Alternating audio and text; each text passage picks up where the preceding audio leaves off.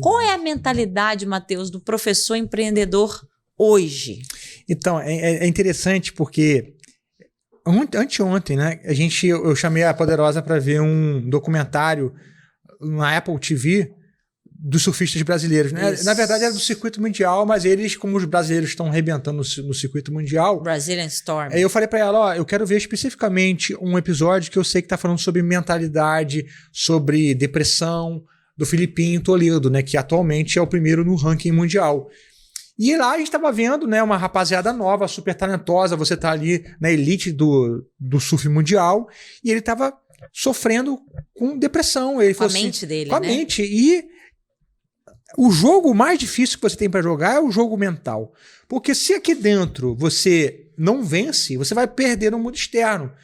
Então toda a problemática está aqui dentro da sua cabeça. Muitas vezes você está lutando algumas batalhas que nem existem. E a resolução também tá aí. Né? E você às vezes assim, já não vou fazer isso porque eu sei que se eu fizer... eu vou ter aquele problema. Então já tem aquele sabotador, né? Ah, você vai meter mesmo a cara e vai fazer um vídeo no Instagram, sabe o que vai acontecer? Aquele teu amigo lá, que já te sacaneou aquela vez, ele com certeza vai falar do seu nariz. Ele vai falar do seu dente, ele vai falar que o som da sua guitarra tá desafinado, ele vai falar o seguinte, você é um blogueirinho. Quem é você para estar ensinando? Qual a sua formação? Então, isso aí já foi, o jogo mental já perdeu. Eu te garanto, tá? Que 90% dos professores nunca vão abrir uma conta, nunca vão trabalhar de forma boa um Instagram e YouTube por medo. Simplesmente por medo de ser julgado. E eu sempre dou o exemplo do Queen, aquela música Bohemian Rhapsody. Falei, vai lá no YouTube e põe lá. A música tem 200 mil dislikes. Não. Eu falei, você imagina só, 200 mil pessoas falando que não gostaram do que você faz. O Queen passou por isso. Só que a música tem 5 milhões de likes. Então é sempre assim a proporção. Quanto mais você cresce, maior se torna o alvo nas suas costas. Se a cada 10 pessoas que são gratas pelo que você faz, vai existir uma que vai tentar vir com veneno, alguma coisa. A gente tem muita gente mal resolvida na vida. Muita gente fracassada. Quando vê você crescendo um pouco, né? Incomoda? Então, olha só, a gente cresce muito. O meu YouTube atualmente cresce 8 mil inscritos por mês. E você imagina, tá vindo todo tipo de gente, né? Se eu não tivesse já há 10, 12 anos, gradualmente tomando leves pancadas, vendo pequenos haters chegando, aprendendo a lidar com isso, imagina só agora, quando chega muita gente do nada. Às vezes você não tem essa cabeça para lidar com isso. A gente tava falando lá dos caras da elite mundial do surf. O Ítalo, Ítalo, qual é o mesmo? O nome dele? É o Ítalo, não é o nome dele? O menino? Sim, fugiu. Caraca. Qual é o nome do campeão mundial de surf mesmo? É o que o do é o Ítalo Ferreira. Ítalo Ferreira, beleza, vamos lá de novo. Então, eu tava falando da galera lá no campeonato mundial de surf elite mundial, e o Ítalo Ferreira e o Filipinho.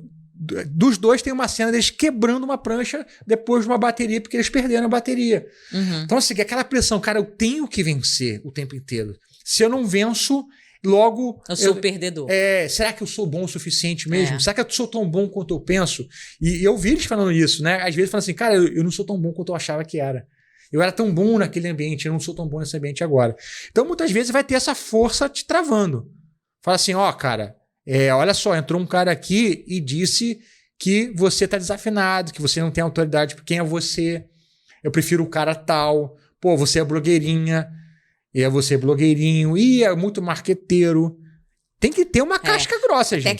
Tem aquele lado também que fala que o professor de música tem que ser mais artista e menos vendedor. Que o cara que se expõe ali nas redes sociais, o cara já não é artista mais. Né?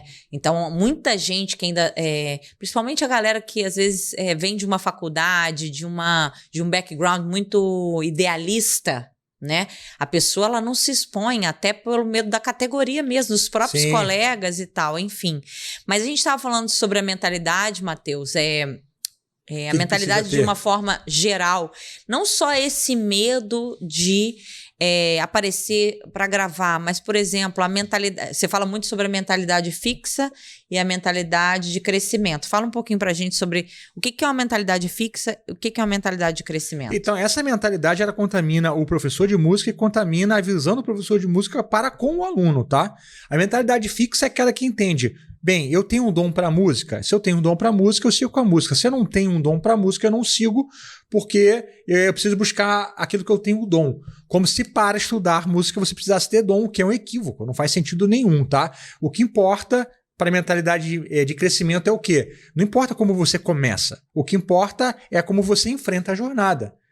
Então, muito mais a respeito desse processo ao longo do caminho, como você erra, lida com erro, aprende com erro, volta, do que começar com uma vantagem. Uhum. E a Carol Dweck, no livro dela, Mindset, ela entrevistou, pesquisou muitos esportistas, músicos, e ela percebeu que não eram os que começavam com mais talento natural Que se davam melhor. que no final da carreira alcançavam as maiores colocações, que tinham mais destaque, que tinham uma obra mais relevante. Eram os que produziam mais, que se dedicavam mais. Uhum. O pessoal gosta muito de falar, por exemplo, do Mozart.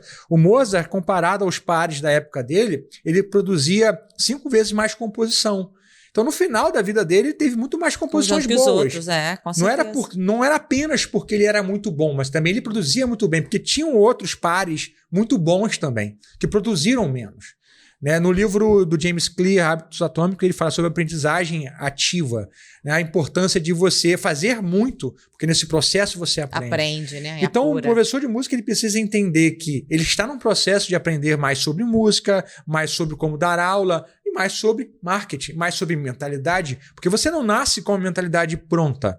Muitas vezes, o que acontece com muito mais consistência é que as pessoas acabam nascendo num lar cuja mentalidade para empreender é nula. Na escola você não aprende a ter uma mentalidade empreendedora. Você é muito mais treinado para se tornar um funcionário, um operário. Sim, né? A escola, o sistema todo educacional te prepara para isso, até porque você não tem aula com um empreendedor na escola. Então não existe essa experiência ali. Então, você já tem uma mentalidade do próprio professor das instituições que já é uma mentalidade de funcionário. Você não tem o empreendedorismo no currículo, nem da faculdade, nem da escola.